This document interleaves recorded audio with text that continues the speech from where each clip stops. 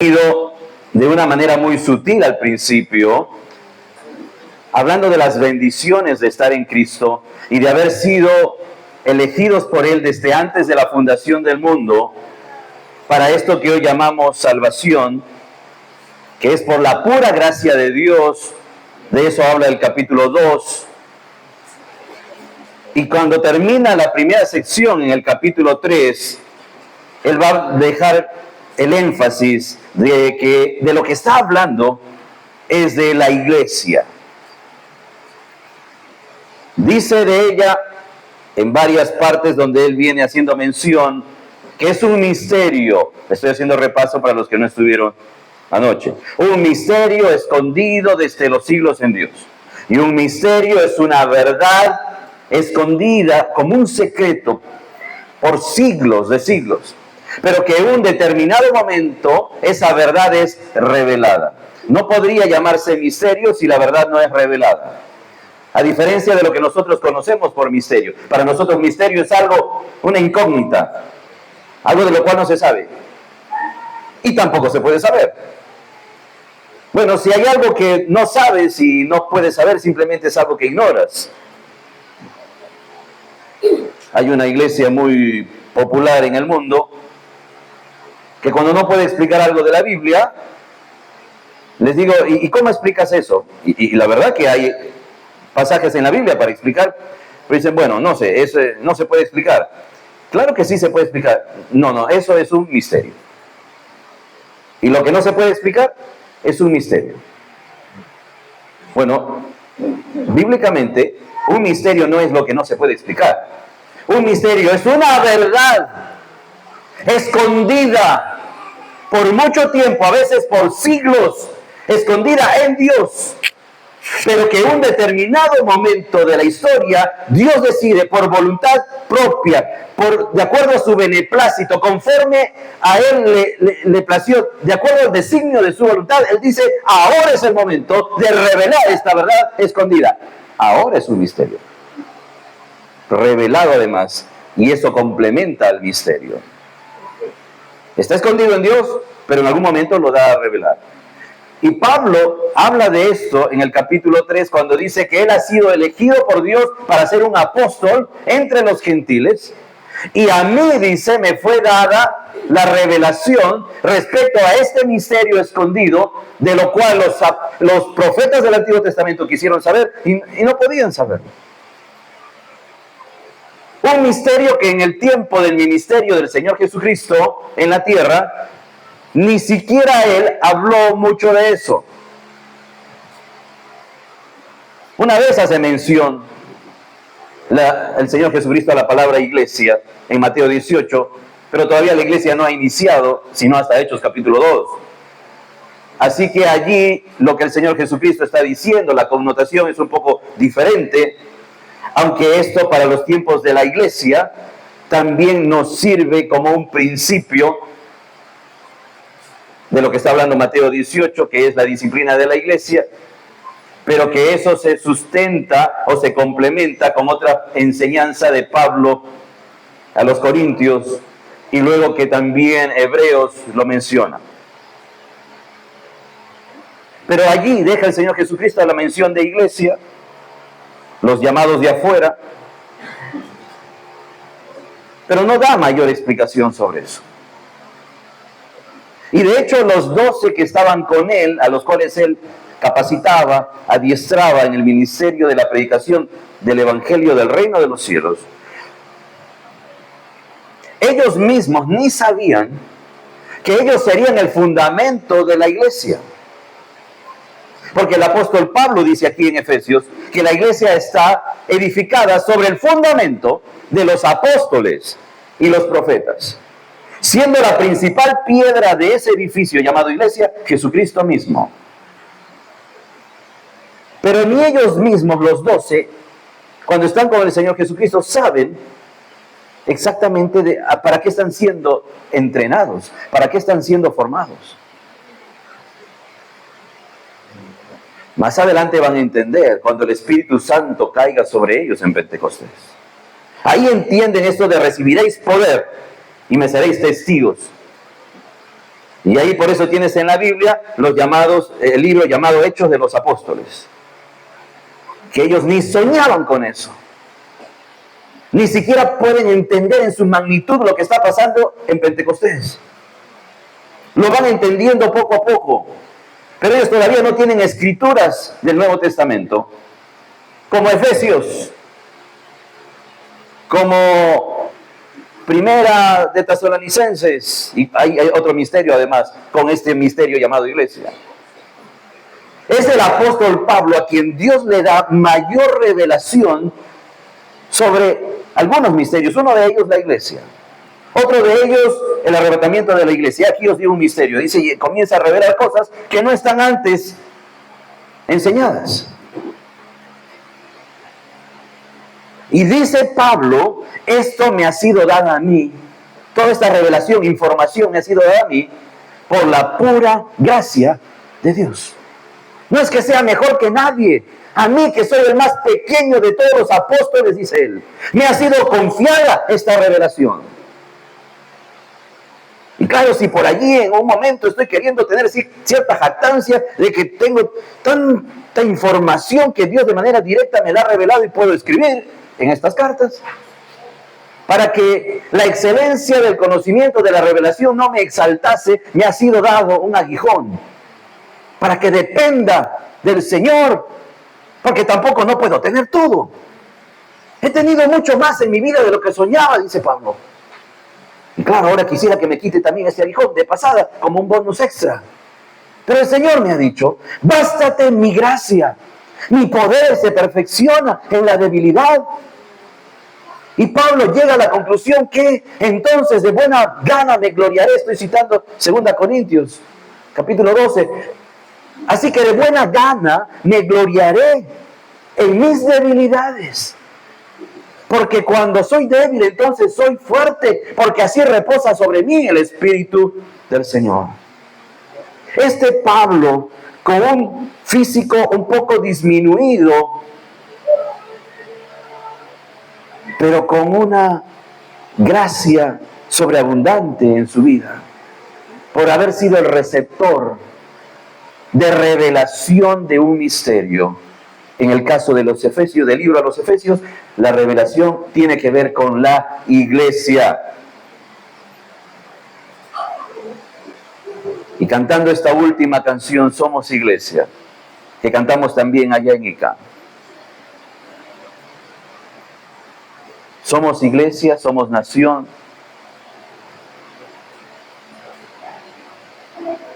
Yo le pregunto, usted que ha venido a este campamento familiar, ¿usted ya es parte de la iglesia?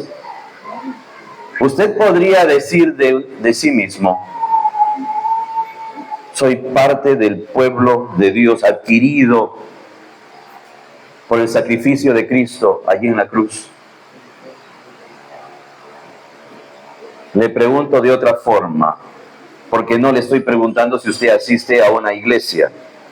Lo que le estoy preguntando, de acuerdo a Efesios, y si quizá no entiende bien mi pregunta, le voy a pedir que luego preste atención, porque ahora vamos a exponer la segunda parte de Efesios. Y entonces quizás se le resolverá, espero que sí, que con la palabra de Dios se le va a resolver.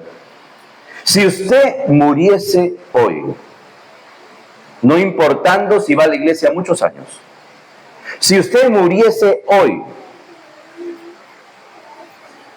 está 100% seguro o segura que iría directamente al cielo para gozar en la presencia del Señor por toda la eternidad.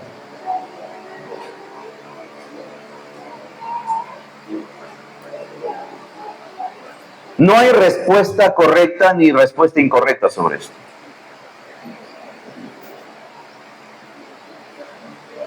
He visto personas a lo largo de mi vida cristiana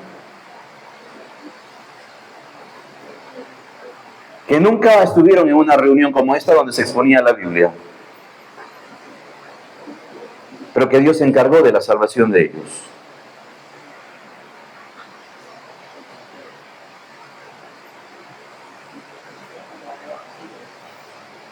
He visto personas que han llegado a nuestra iglesia, han estado allí, han participado activamente, y en un determinado punto de su historia, por cosas que le sucedieron, vienen y me dicen: pastor, la verdad, he estado viendo en esta semana por cosas que me pasaron. Usted sabe los problemas que he tenido y he estado leyendo en la Biblia y de pronto tengo temor. Si yo muero, no estoy seguro que voy a ir al cielo. No me siento hijo de Dios. Creo que no nací de nuevo cuando yo pensé que había nacido de nuevo. Y en muchos de los casos no quieren confesar eso, sobre todo si han estado muchos años en la iglesia. Pero siempre estoy recordando a los hermanos de la iglesia, no importa, aun si eres un líder o si ya haces un trabajo misionero, no te avergüences de reconocer que hoy te has dado cuenta que si mueres no vas al cielo. Mientras lo reconozcas ahora que todavía no has partido de este mundo, no hay vergüenza. Vergüenza es no confesar a Jesucristo como el Hijo de Dios y como tu Salvador. Vergüenza eterna será no arreglar ese asunto antes de morir, porque entonces después de la muerte está establecido para los hombres que mueran una sola vez. Después de eso el juicio. No hay más chance después de la muerte. La Biblia no enseña nada como un lugar llamado el purgatorio, que es un lugar que se dice que es el último chance que uno puede tener. Si uno no se arrepintió estando en la tierra, estando ya cara a cara con las llamas del infierno, pues ahora sí, me arrepiento. Te arrepientes, muy bien, anda allí a este lugar llamado purgatorio, purga tus culpas. Que tus familiares se vistan todos de negro, porque este lugar es un lugar que quema fuerte, hay un calor insoportable. Si tus familiares se visten de negro, ellos van a hacer sombra para ti en ese lugar. Pero también que tus familiares paguen una liturgia, un culto, algo mensualmente desde tu fallecimiento y luego al año. Si se descuidan alguna de esas, lo siento, ya fuiste. Y por esto de manera religiosa y temerosa se hacen misas para alguien que ya no está aquí, ya murió.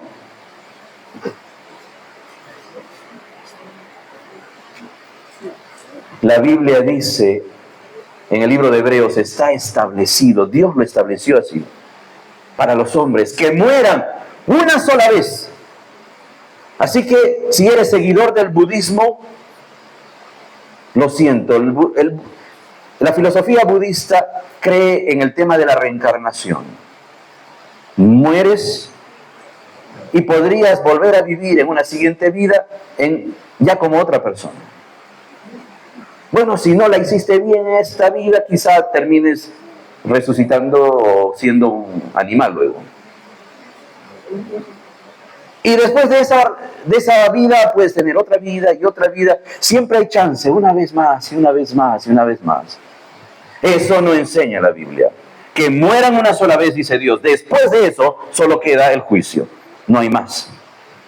Así que, o arreglas eso ahora, o al regresar camino a tu casa, nadie puede asegurar si llegarás a tu casa. Nadie puede asegurar si yo llegaré ahí cada regreso. Necesito pensar en eso hoy.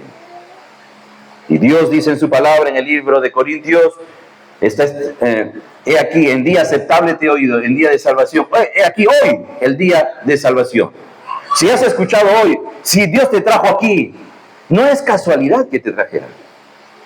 Dios ha orquestado todo para que estés aquí y escuches algo que quizás no has escuchado en ningún otro lugar. Y no pienso en ustedes que van a iglesias, donde el evangelio es siempre predicado. Podría ser que alguno de ustedes ha venido solo porque es un campamento y le han invitado y ha llegado. ¿Crees que Dios no tiene una intención con eso? ¿Crees que es pura casualidad? No. Dios está buscándote. Y Dios quiere que seas parte de su iglesia. Cuando llegamos al libro de Efesios en el capítulo 4, El apóstol Pablo dice, yo pues preso en el Señor, os ruego que andéis como es digno. Esto les dice a los que son parte de la iglesia, que andéis como es digno de la vocación con que fuisteis llamados, con toda humildad y mansedumbre, soportándoos con paciencia los unos a los otros en amor, solícitos, dispuestos en guardar la unidad del Espíritu en el vínculo de la paz. Y a continuación da algunas distintivas que son de los creyentes, los que han nacido de nuevo, los que tienen una relación cercana con Dios por medio de Cristo, los que están seguros que si se mueren van al cielo, los que saben que sus nombres ya están inscritos en el libro de la vida y en el cielo. Un cuerpo y un espíritu, como fuisteis también llamados en una misma esperanza de vuestra vocación. Un Señor, una fe, un bautismo, un Dios y Padre de todos, el cual es sobre todos y por todos y en todos. Pero a cada uno de nosotros fue dada la gracia. Otra vez el tema de la gracia. Conforme a la medida del don de Cristo. Llegamos al versículo 17 y dice, esto pues digo y requiero en el Señor, que ya no andéis como los otros gentiles, es decir, porque nosotros también somos gentiles, pero dice como los otros. Recuerda en el libro de Efesios que gentiles, bueno, y en el Nuevo Testamento en general, gentiles son todos aquellos que no son judíos. Si por si acaso se está preguntando, ¿qué son gentiles? Ah, gentil es mi esposo, dice. Dice, pasa amor, siéntate, y me pone en la silla. ¿Qué gentil que eres? No, eso es otra gentileza. Y de eso también habla el Nuevo Testamento. Vuestra gentileza sea conocida delante de todos los hombres, eso es verdad. Pero aquí en términos de dos... En el Nuevo Testamento nos enseña que Dios mira este mundo y mira tres grupos en el mundo, nada más. No mira chilenos, por un lado. ¿Hay chilenos aquí? No hay chilenos. ¿Hay un chileno que quiere levantar su mano? No, pero ¿por qué reírnos? Puede ser que haya un chileno. No te vamos a sacar, amigo. Levanta la mano. No es que como estaban diciendo de nacionalidades, ¿no? Si tenemos un argentino aquí, podemos tener un chileno.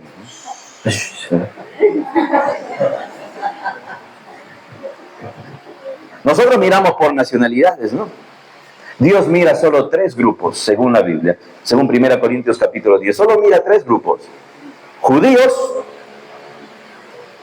los que no son judíos, los gentiles, y la iglesia de Cristo, que es la unión tanto de judíos como de gentiles, que han sido lavados por la sangre de Cristo, que han sido comprados con el precio de la sangre derramada de Cristo en la cruz. Y este tercer grupo, que no es una nacionalidad, que trata más bien de un cuerpo, como hemos estado viendo en Efesios, es algo increíble que sucedió. Efesios capítulo 2 nos habla de eso. Que cuando murió en la cruz, Cristo reconcilió a los dos pueblos, porque estaban enemistados judíos y gentiles, y los amistó. Gracias a la cruz de Cristo se amistaron, se encontraron en la cruz de Cristo y quedaron amistados. E hizo de los dos pueblos un solo y nuevo pueblo. Estoy citando mal, pero como usted ha leído Efesios toda la noche y no ha dormido, usted sabe que en Efesios 2 dice que hizo de los dos pueblos un solo y nuevo hombre. Ahora usted que por primera vez escucha todas estas cosas, dice Efesios 4:17, esto pues digo y requiero en el Señor que ya no andéis como los otros gentiles. ¿Qué pasa con los otros gentiles? No saben nada de estas cosas, ignoran todo esto. Que andan en la vanidad de su mente, teniendo el entendimiento entenebrecido, es decir, hay tinieblas en su entendimiento, no pueden comprender las cosas espirituales. Están ajenos de la vida de Dios. ¿Por qué? Por la ignorancia que en ellos hay ¿Y por qué son ignorantes de estas cosas? Pobrecitos, nadie les ha enseñado. No, dice Dios que hay ignorancia en ellos por la dureza de su corazón. Dureza del corazón es incredulidad. Y no hay pecado que no sea la madre de todos los demás pecados, como es el pecado de incredulidad. Incredulidad es la madre de todos los demás pecados. Si no puedes creer, entonces alguna otra cosa vas a hacer. Todo estaba bien ahí en el cielo. Hasta que uno de los ángeles, claro que era el ángel más hermoso, que estaba en la misma presencia de Dios en todo tiempo, que se encargaba de cuidar la santidad de Dios y se encargaba de la alabanza en el cielo. Un día dijo, me levantaré y seré como Dios, y yo me sentaré en su trono. ¿Por qué solo Él tiene que sentarse en ese trono? Yo también, bien podría estar yo allí. No hay nada que lo pueda impedir. Me merezco ya, algo así.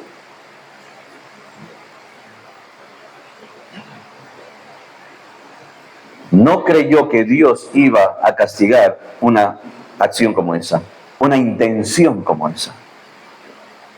No, un Dios que es amor no creo que se enoje conmigo. Un Dios que es amor no creo que va a mandar a nadie al infierno. Y no puedo creer que Dios es Dios justo y que Dios castiga el pecado. Y fue arrojado del cielo. Y junto con él, 1/3 de la población angelical fue arrojado del cielo.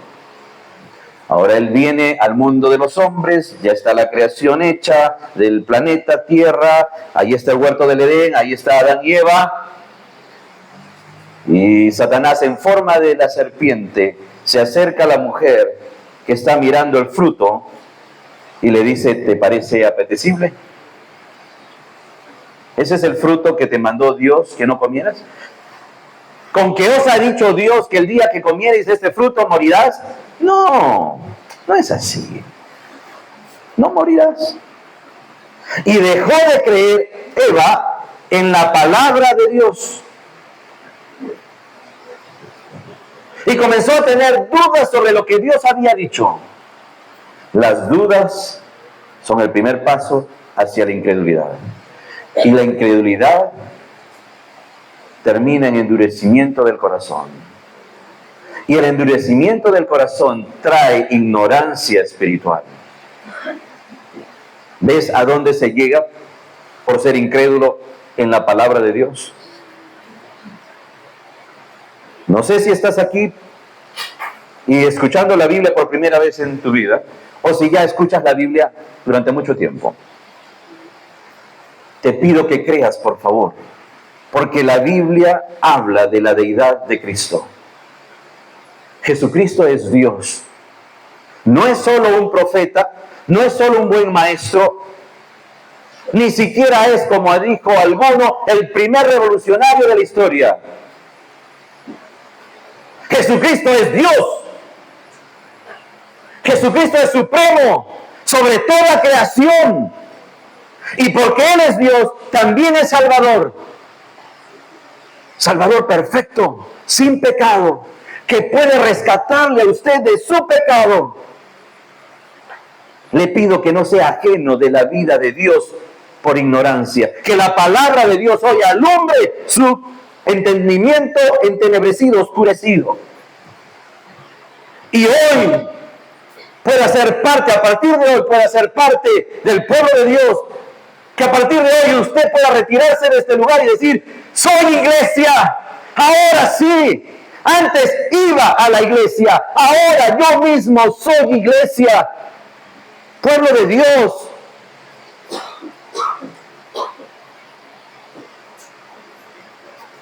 ¿Por qué estamos hablando de iglesia tanto en estos 2 días? ¿Por qué es tan importante la iglesia para la vida de un cristiano, para la vida de alguien que creyó en Cristo para salvación?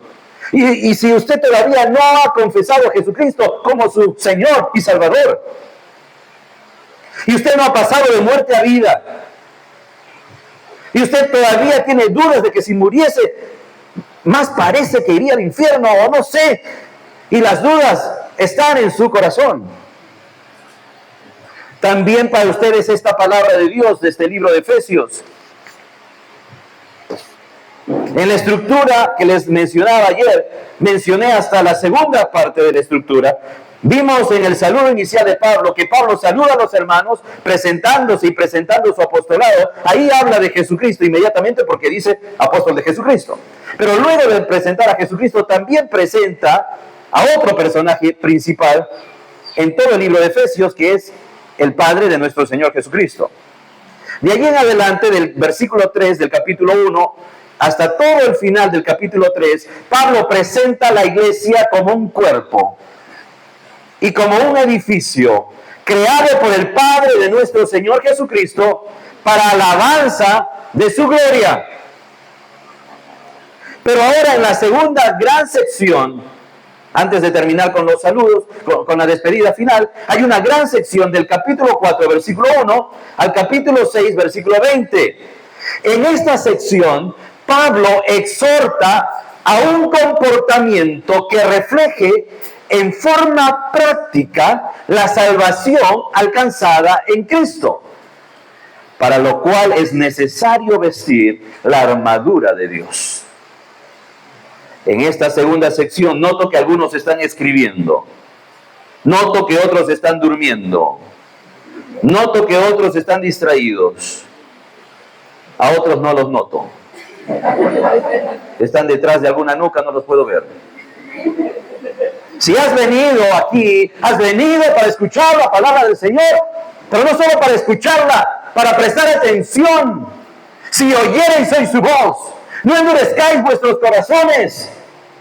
Y oír en términos bíblicos no es solamente poner la oreja para que entre el sonido. Estoy escuchando, dice alguno.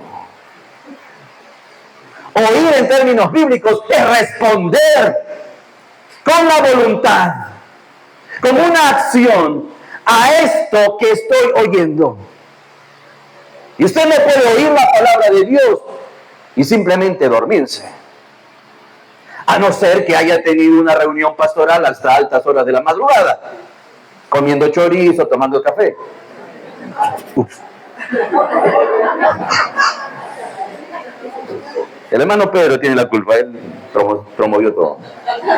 No, mentira, él no tiene nada que ver, inocente de toda culpa.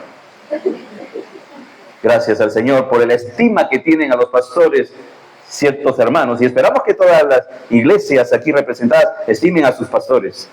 Eso es hermoso, cuando usted puede amar a los pastores, y aún los pastores podemos amar a otros pastores. Por razón de los que están escribiendo, voy a repetir. Pablo exhorta en esta segunda sección a un comportamiento que refleje en forma práctica. Ahora no me venga como en el colegio. ¿Qué? ¿A un comportamiento qué más? No estamos en el colegio.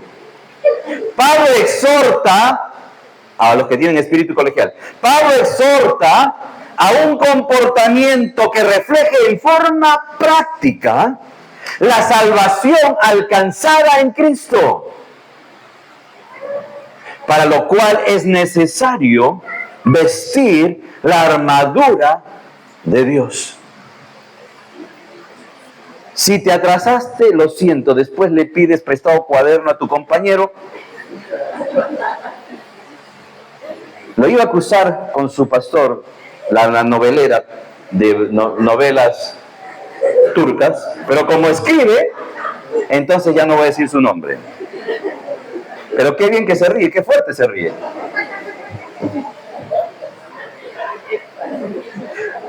Pablo va a exhortar en toda esta sección. Por eso en el capítulo 4 ya hemos leído. Pablo nos está pidiendo que ahora actuemos, que vivamos conforme a la vocación, que vivamos como es digno de la vocación con que fuimos llamados. Pero para eso primero hay que responder al llamado. Y el primer llamado que toda persona puede responder y debe responder es el llamado a la salvación. Llamado a la salvación, en primer lugar. Y desde Efesios 1 nos está diciendo el apóstol Pablo que hemos sido elegidos desde antes de la fundación del mundo para ser santos y sin mancha delante de Él. Y hemos sido separados para Dios en Cristo Jesús. Hay un llamado que Dios hace a la salvación. Y una vez que usted responde a ese llamado de manera positiva, va a producirse en usted lo que se llama el nuevo nacimiento.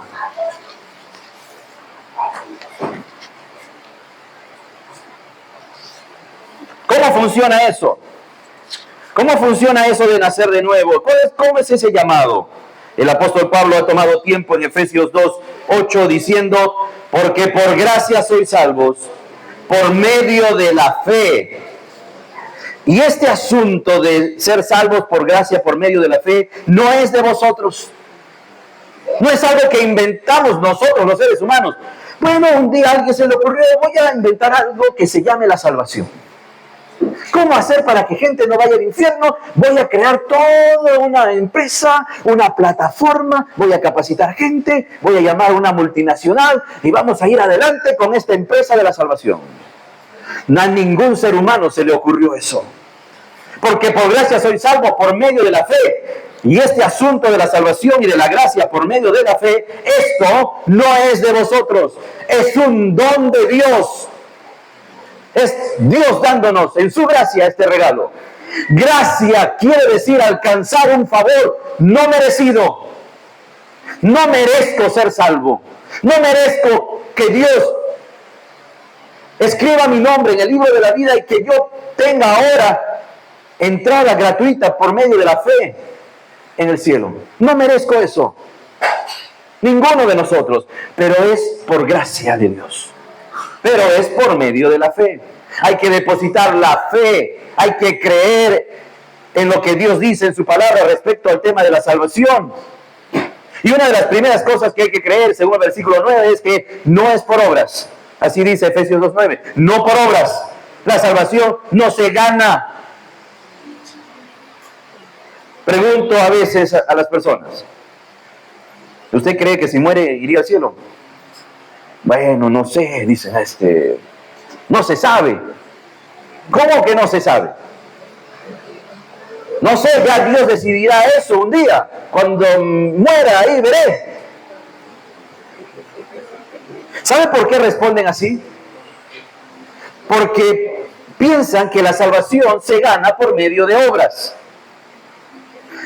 Y alguien les ha pintado en algún cuadro que en el cielo hay una gran balanza donde un lado se colocan las buenas obras y en otro lado las malas obras. Y por eso responden, no sé. Porque aunque saben o se han inventado de que hay un mecanismo de salvación que es ganarse el cielo con las obras, pero responden, no sé, lo que están queriendo exactamente decir es, no sé, no llevo el conteo, o sea, no sé cuántas buenas obras voy y cuántas malas, porque sí sé que hago cosas buenas, pero también hago cosas malas, y la verdad que no estoy escribiendo, anotando en un cuaderno, no sé, entonces ya perdí la cuenta de cuántas obras malas hago, pero también a veces me porto bien, entonces creo que voy allí, 50 y 50, o no sé, ya cuando esté cara a cara con Dios veré. Según la Biblia, lo que vas a ver, lo único que vas a ver, es que nuestras buenas obras, las mejores, no estoy hablando de las peores, las malas obras, bueno, eso va, si es que hubiese una balanza, van del lado de las malas obras. Así que la balanza se está inclinando para las malas obras. Pero si acaso intento hacer alguna cosa buena, dice el profeta Jeremías que aún nuestras mejores obras son como trapo de inmundicia ante los ojos de Dios. O sea que aunque haga malas, van al lado de las malas. Si hago buenas, igual. Bueno, esto igual. Para un Dios santo, ¿qué es esa obra bonita que yo he hecho? Nada, van del lado de las malas igual. Así que la balanza está toda inclinada para un lado. Si acaso existiese una balanza. No estoy diciendo que existe una balanza. Ahora no vayan a regresar ustedes de aquí a decir, el pastor enseñó que en el cielo hay una gran balanza. Estoy diciendo, si acaso hubiese una balanza, ya estuviese inclinada del lado de las malas obras. Haciendo buenas y malas obras, todo va del lado de malas obras. Uy, entonces así no conviene. Bueno, no conviene. Salimos perdiendo. Y entonces, ¿qué vamos a hacer? Gracias a Dios que dice Efesios 2:9 que no es por obras. ¡Qué bueno! Y entonces, ¿cómo es? ¿Cómo es la nuez? Me gusta su risa. Voy a grabarla para llevar a la iglesia. ¿Y por qué sus hijos cuando se ríen no se escucha cómo se ríen? Bueno, hago estas cosas porque hay algunos que se están durmiendo, así que utilizando un poco de técnicas pedagógicas tengo que despertarlos de alguna manera. A veces tengo que hacer el ridículo. Bueno, todavía no he llegado hasta eso aquí en este campamento. Pero por ahora, ¿están entendiendo lo que dice la palabra de Dios? No es por obras. Bueno, mala pregunta. Un profesor no pregunta así. ¿Han entendido? Claro, todos me van a decir sí. El profesor pregunta, ¿me he dejado explicar? Así toda la culpa es sobre mí si ustedes no han entendido. Pero gracias a Dios que la palabra de Dios es clara. Más clara, échale agua. Es otra frase, ¿no? Clara como el agua, eso es claro. Lo peor sería que dijera que está clara como agua de pato. No, eso no es. Eso es sucio, eso está, no se entiende nada. Pero aquí dice, no por obras. ¿Qué más quieres que diga la Biblia? ¿La salvación no es por obras? Bueno, no es por obras, ¿y cómo es la nuez? Es por gracia, lo ha dicho en el 2:8. Porque por gracia soy salvo. Un favor inmerecido, no lo merezco, pero Dios me lo da. ¿Por qué? Porque ahí mismo dice en el 8 que es un don de Dios, es un regalo. Hablando de regalo, espero que ya hayan entregado su regalo al hermano Cristian, porque hoy está cumpliendo años. No, abrazo no, alguna otra cosa.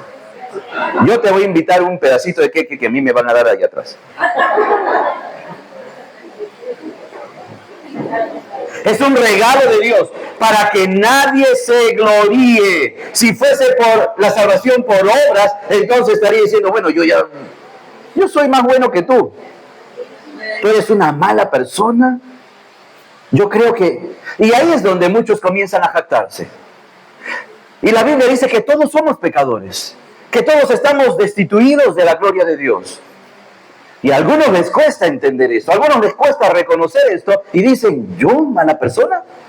Oiga, pero a veces me encuentro con alguien que ya supera los 60 años y me dice, yo tengo hijos grandes, profesionales. Y yo solito, este pechito, solito, ha sacado adelante a todos estos mis hijos que son profesionales. A mí nadie me ha dado nada regalado, me ha costado el sudor de mi frente, he trabajado toda mi vida como obrero en esa fábrica para criar a mis hijos y hoy ellos son grandes profesionales. Usted ve esta casa, me dice, esto cuando yo llegué era terreno, nada más, y fuimos armando poco a poco, vivimos de estas maneras. Y todo lo que usted ve, así no estaba. Fue por esfuerzo. Yo lo hice. Yo a mí mismo me he hecho. Y yo digo, uy, ¿cómo así? ¿Cómo te has hecho? Bueno, puede ser, ¿no? A juzgar por lo que veo. Tú te has hecho, mira. Tenías que practicar en plastilina un poco primero. Ahora esto contradice lo que la Biblia dice. La Biblia dice que Dios ha creado todas las cosas. Nadie se ha hecho a sí mismo. Y si no, voy a traer a mi hija de 4 años que recita de memoria el Salmo 100 y dice, Él nos hizo y no nosotros a nosotros mismos. Claro que después la pifea dice, pueblos somos suyos.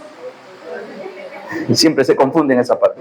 Pero que le queda claro es que Él nos hizo y no nosotros a nosotros mismos.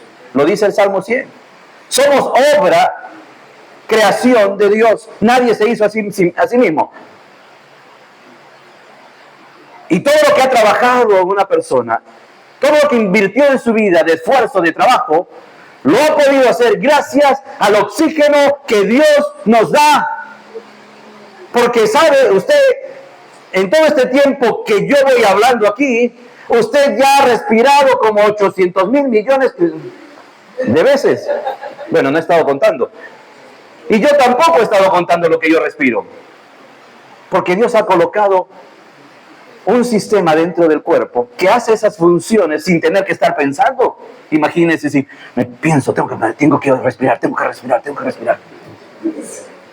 ¿Y qué pasa con aquellos que se olvidan las llaves en todo lugar y que se olvidan de todo? Tengo que respirar. Y mientras está haciendo otra cosa, ¿qué pasó? Murió por olvidarse de respirar. Gracias a Dios que Dios ha hecho que eso funcione automáticamente. Es decir, lo que quiero decirles con esto, medio en broma, pero ahí voy a lo serio. Hermanos o amigos, si todavía no eres un hijo de Dios, una hija de Dios, yo no soy dueño del siguiente respiro que voy a dar. Yo no lo controlo, no lo domino, no decido. Hay alguien que decide por mí. Y hay alguien que en un día decidirá, hasta aquí respiras, no más. Este que me da la vida por su gracia, me ofrece también la salvación por pura gracia. No la merezco, es un regalo de Él. O lo tomo o lo rechazo. Pero no hay nada que tengo que hacer. No. Hecho está. ¿No hemos cantado eso? Ya está hecho. Y me gustó como lo enseñó aquí el teacher. Enseñó el present perfect. Una acción que comienza en el pasado, pero que tiene todavía relevancia y efectos hasta el presente y va a seguir. Hecho está en pasado, consumado es, dijo Cristo en la cruz. Pero los efectos de eso continúan porque hemos sido salvados en este tiempo y hay muchos más que serán salvados. Espero que el día de hoy, por lo menos alguien más va a ser salvado gracias a lo que Cristo hizo en la cruz y dijo allí en la cruz, consumado es. Hecho está. Pagada está la cuenta, quiere decir. También esa expresión, consumado es. Ya está pagado. Te invito a comer al restaurante. Hablando de amistades, ¿no? Le digo a mi amigo Miguel, te invito a comer pollo a la brasa. Ya está. Listo, vamos. ¿A cuántos más llevo? No, pues, tu familia, pues, nada más. Lo llamo a Daniel Perry. No sé, no. Ese se va a comer todo, ese. Porque lo que no tiene para acá, todo. Largo tiempo el peruano oprimido. Así que viene Miguel a comer al restaurante. Y mientras él está comiendo, ya vengo, voy al baño. Ahí vuelvo. Y al venir del baño a la mesa, cóbrese, señorita, ahí en la caja. La mesa de allá, ya nos vamos a ir, listo. Y yo digo, Miguel, ya acabamos de comer, vámonos. Oye, ¿cuánto te debo? ¿Cuánto sale esto? Ya está pagado. No, pero ¿cómo que ya está pagado? Pero un solcito, aunque sea. Un solcito. Con un solcito no salimos de aquí. Ahora, yo no digo que en verdad me ofrece un solcito, le ofrece bastante. ¿Quiere pagar la cuenta? No. Cuando tú me invites, paga la cuenta. Yo te invité. Pero digamos que no tiene nada en la billetera, ni siquiera una tarjeta de crédito, y de verdad solo tiene un solcito. Pero el almuerzo salió 150 o 200 soles. ¿Cómo hacemos? Un solcito. Guárdate tu solcito, papito. Para tu colectivo. Dios tiene una salvación tan grande.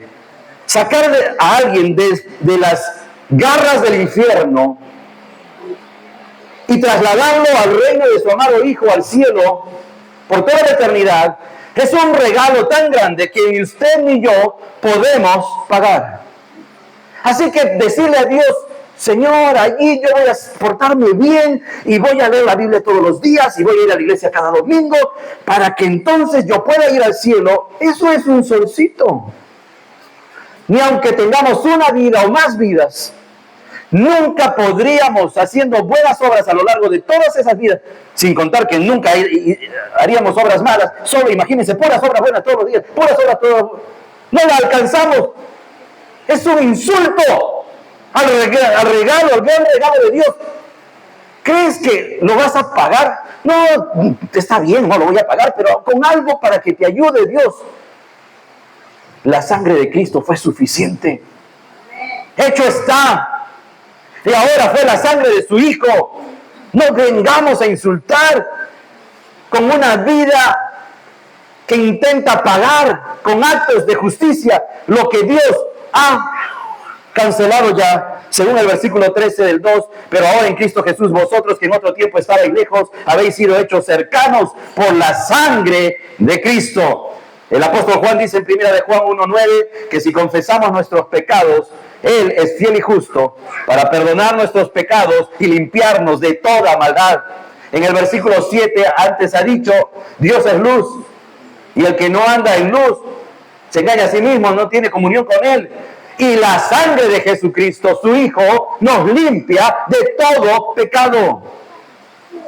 Sin la sangre de Cristo no se puede quitar los pecados. Es lo único que puede quitar a usted el pecado. Usted necesita la iglesia. ¿Sabe por qué? Porque la iglesia está presentando este mensaje que le acabo de exponer. La iglesia está presentando domingo tras domingo este mensaje. A través de los miembros de la iglesia, en salidas evangelísticas, en enviar misioneros que predican este mensaje, en sostener misioneros que están en otro lugar donde nosotros no podríamos ir, para que ellos se encarguen de comunicar este mensaje, que solo en Cristo y solo en Él hay salvación. Que no hay otro nombre bajo el cielo dado a los hombres en que podamos ser salvos, solo en el nombre de Jesús. Porque hay un solo Dios y un solo mediador entre Dios y los hombres, Jesucristo hombre. Él es la cabeza de la iglesia y nosotros somos su cuerpo. ¿Por qué usted necesita la iglesia? Porque sin la iglesia presente en el mundo, usted no sabría este mensaje que le cambia la eternidad. Y una vez que usted ha nacido de nuevo, una vez que usted ha creído en este mensaje y le ha pedido perdón a Dios por todos sus pecados, y el Espíritu Santo ha producido en usted arrepentimiento, y ese día dice, Cristo, te abro la puerta de mi vida, entra en mí, quédate conmigo, sé mi Salvador.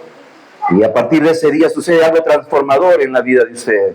Y a partir de este momento usted necesita ahora, si lo necesitó antes a la iglesia, ahora más que nunca necesita a la iglesia, porque la iglesia es una familia a la cual pertenecer, dice Efesios capítulo 2, versículo 19. Y de conocer el amor de Cristo que excede a todo conocimiento, para que seáis llenos de toda la plenitud de Dios. Estoy leyendo el 3.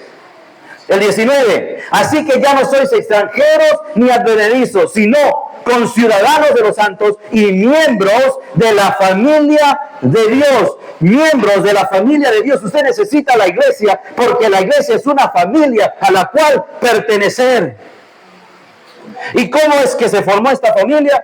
Dice versículo 20, edificados sobre el fundamento de los apóstoles y profetas, siendo la principal piedra del ángulo Jesucristo mismo. Él es la piedra principal al fondo de ese edificio, en quien todo el edificio bien coordinado va creciendo para ser un templo santo en el Señor, en quien vosotros sois juntamente edificados para morada de Dios en el Espíritu.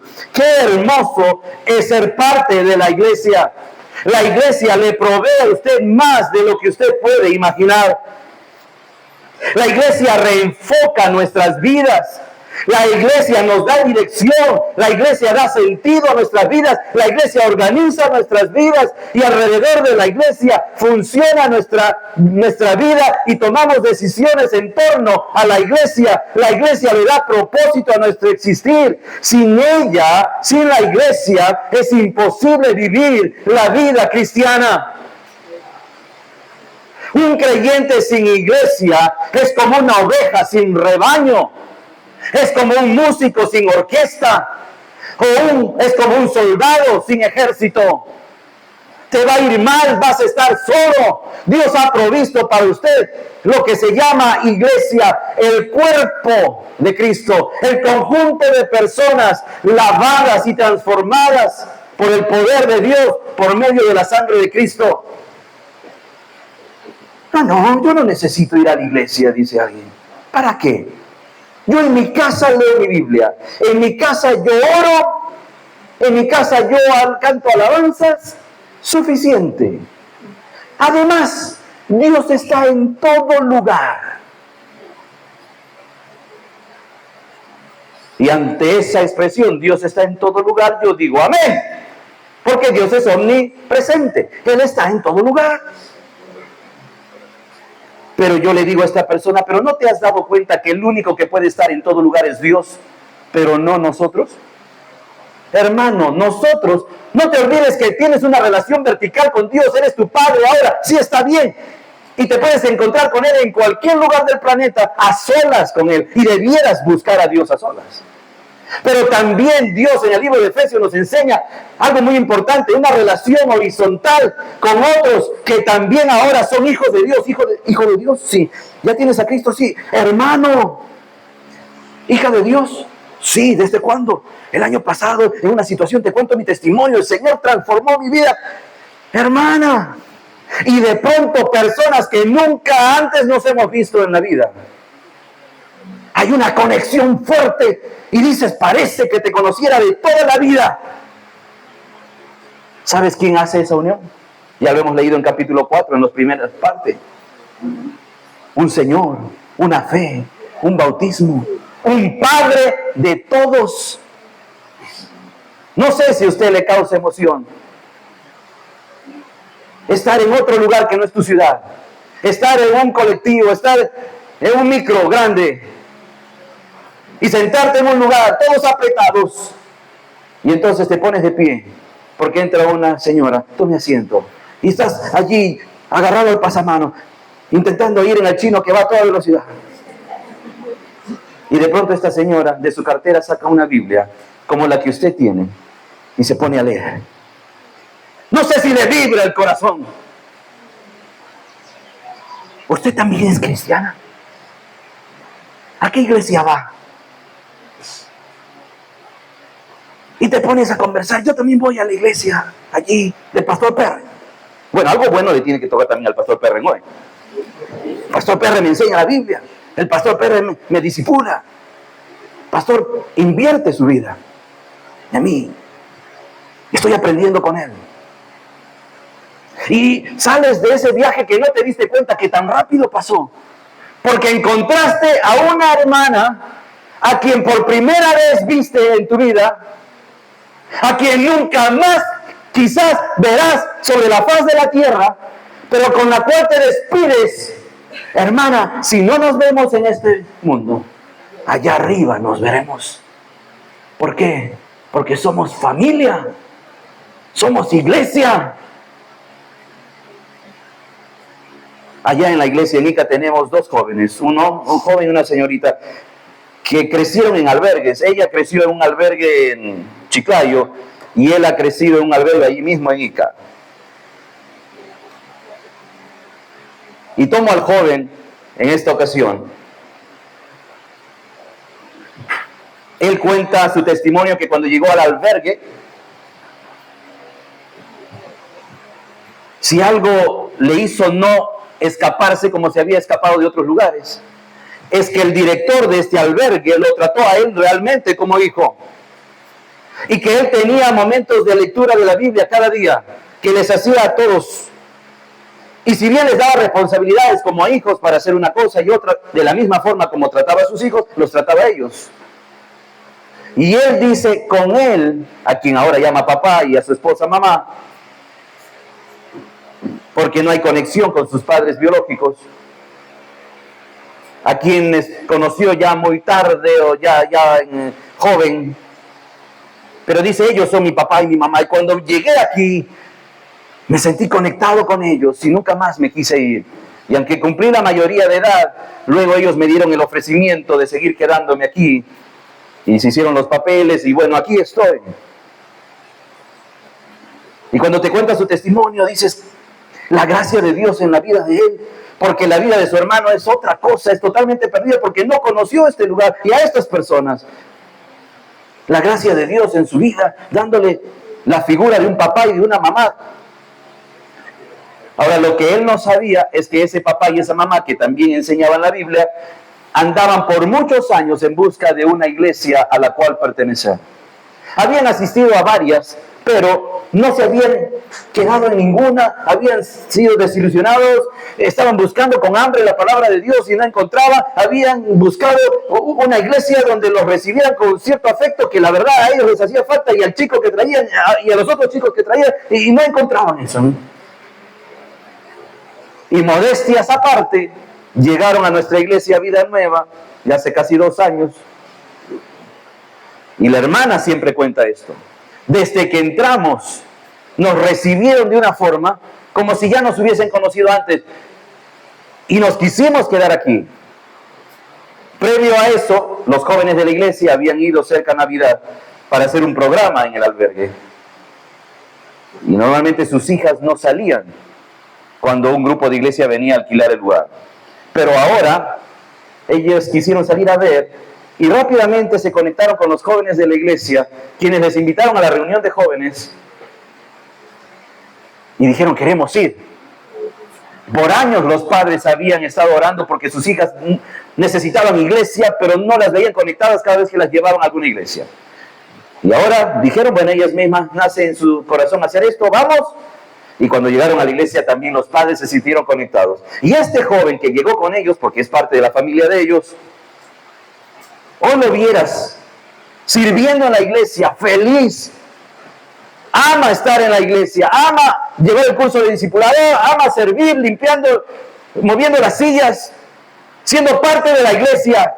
Y él dice, una cosa es cuando conocí a la familia que me albergó, pero junto con ellos encontramos esta familia de hermanos en Cristo y de aquí no nos queremos ir más. Esta es nuestra iglesia, esta es nuestra familia.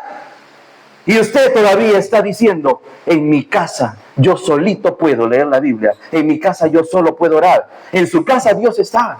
Pero los hermanos en Cristo no podemos estar en su casa a la misma vez que estamos en un lugar donde Dios ha designado para reunirnos los hermanos y hacer vida de iglesia que parte por un domingo de adoración, pero que se alarga a lo largo de toda la semana. Con buscar a mi hermano en Cristo, compartir con él. Me gusta ver cuando los jóvenes salen a comer. No es día de culto, no es nada, pero ellos se reúnen para mirar algo en la casa de uno, para comer algo. Son familia, se sienten unidos. Esto provee la iglesia. Y como dice el versículo que ha estado en el anuncio, y con esto termino, Efesios 4:16. ¿Alguien quiere leer? ¿Alguien de los que está despierto? Efesios 4:16, ¿qué dice? Nos ponemos de pie, a ver, alguien por aquí. Muy bien, gracias. Que todo el cuerpo bien concertado y unido entre sí por todas las conocidas que se ayudan mutuamente según la actividad de cada miembro y recibe su crecimiento para ir edificándose en amor.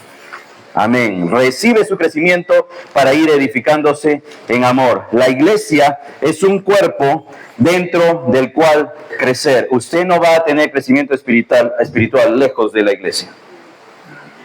Usted puede mirar YouTube y a todos los predicadores que quiera en su casa, pero usted jamás podrá tener una relación de amistad y esta persona desde las pantallas no va a poder pastorearle a usted, porque usted lo conoce a él, pero él no lo conoce a usted. Usted necesita un pastor que lo conozca, que se meta en su vida. Y gracias a Dios por los pastores cuando se meten en nuestras vidas, porque nos advierten, de malas decisiones que estamos a punto de tomar. Y nos reenfocan, nos ayudan, porque nos aman, porque son familia. Efesios capítulo 4 dice que el Dios mismo que resucitó constituyó a algunos apóstoles, a otros profetas, a otros pastores y maestros.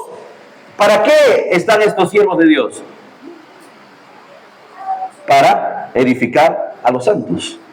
Y estos santos se encargan de la obra del ministerio. Su pastor está para capacitarlo a usted, porque usted tiene dones y talentos. Y los pastores estamos siempre dispuestos a esto. El problema es cuando la oveja no quiere ser capacitada o dice, aquí en mi casita yo voy a escuchar a Sugel Michelin. Aquí en mi casita yo voy a escuchar a Paul Washer. Aquí en mi casita yo voy a escuchar a Daniel Perren. Aquí en mi casita voy a escuchar a José Cárdenas. Bueno, no son tan famosos. Pero por lo menos este audio puede tener. Ahí lo voy a seguir escuchando muchas veces. No, usted necesita una relación con estos que Dios estableció en la iglesia para cuidado de su vida espiritual. Y Efesios termina al final con los saludos, hablando del amor al Señor Jesucristo. Aquí también hay pastores y personas que se perfilan para el ministerio. Hay gente que discipula, hay gente que enseña la Biblia aquí. Hay gente que invierte su vida en la vida de otros. Y a veces inviertes tu vida y la gente no siempre va a responder bien. Así que pastores, maestros, discipuladores, recuerdan lo que el Señor Jesucristo le dijo a Pedro. Pedro, ¿me amas? Entonces apacienta mis ovejas. Aunque no todos te paguen bien, aunque no todos retribuyan en crecimiento, no todos pongan las mismas ganas respecto a tu enseñanza o tu discipulado o tus consejos, recuerda que a Cristo el Señor servís, que Él es la cabeza de la iglesia y lo haces porque lo amas a Él. ¿Sabes que hay una forma para amar a la iglesia? El camino para amar a la iglesia es amar al Señor Jesucristo. ¿Quieres amar a la iglesia? Nunca sabrás lo que es eso si no amas al Señor Jesucristo. Pastores, a veces nos cansamos del pastorado, a veces nuestras fuerzas se agotan y a veces simplemente un lunes por la mañana no queremos hacer nada, ni estar conectados con este grupo de personas, porque no fue bien la semana, porque alguien desestimó tu consejo, porque alguien, por más que le has dicho, quiere permanecer en el pecado, porque su vida te trae dolor. ¿Y por qué? No es justo. Yo doy mi tiempo, mis esfuerzos y tengo que derramar lágrimas por sus malas decisiones. Recuerda que a Cristo el Señor servís. Tú lo haces porque amas al Señor Jesucristo. No lo haces por esta oveja a la cual indudablemente también amas. Pero recuerda, pastor, que tu amor a Jesucristo, a la cabeza de la iglesia, es lo que te hará permanecer amando a las ovejas de Cristo, porque Él te va a preguntar, ¿me amas? Sí, Señor. Entonces encárgate de mis ovejas. Y ovejas, por favor, el libro de Hebreos capítulo 13 dice, hagan más fácil el trabajo del pastor, para que cuando tengan que servir sus vidas, no lo hagan como sin ganas solamente porque lo tienen que hacer, sino que disfruten su trabajo pastoral. Hebreos 13 dice, obedeced a vuestros pastores, porque ellos tienen cuidado de vosotros y se encargan de vuestras almas. Pero nosotros, pastores, nos comprometemos a que aunque la oveja no nos obedezca, no nos respete, no valore nuestras enseñanzas, o sentimos que hasta ni nos ama, sigue sirviendo al Señor, porque pronto aparecerá el príncipe de los pastores. Y Él os dará vuestra recompensa a cada uno de vosotros, dándoles la corona incorruptible de gloria que Él ha reservado para los pastores que cumplen su función cabalmente. Y entre todos, pastores y ovejas del Señor Jesucristo, amémonos mutuamente, edifiquémonos mutuamente en amor. Vamos a orar. Oh Padre, bendito Señor, gracias por lo que nos enseñas por el libro de Efesios. Qué valor que tú le das, Señor, a tu iglesia. Te costó comprarla con precio de sangre. Y no fue la sangre de machos cabríos ni de corderos, porque sacrificio y ofrenda por el pecado no quisiste más, y preparas cuerpo a tu hijo en el vientre de una mujer que está dispuesta a que se haga en ella la voluntad tuya, aun cuando vendrían prejuicios y murmuraciones luego, que la acompañaron toda su vida. Pero ella dijo: he aquí la sierva del Señor, hágase en mí conforme a tu palabra. Gracias por el Señor Jesucristo entrando al mundo de los hombres, de la misma forma que todos nosotros entramos en este planeta. Creció y vivió la vida como cualquiera de nosotros, pero sin pecado. Y hoy es el sacrificio perfecto por nuestros pecados. Y Él es la cabeza de la iglesia. Y nosotros somos su cuerpo, la plenitud de aquel que todo lo llena en todo. Bendito Padre, ¿cómo no amar este organismo viviente llamado iglesia? Que no se compara a ninguna institución del planeta. Porque todas esas instituciones, aún el Estado que parece tan seguro, un día perecerá, todo ardiendo, será quemado. Pero, Señor, un día veremos a tu iglesia ataviada como una mujer preparada para su marido. Y allí serán las bodas del Cordero con el Señor Jesucristo.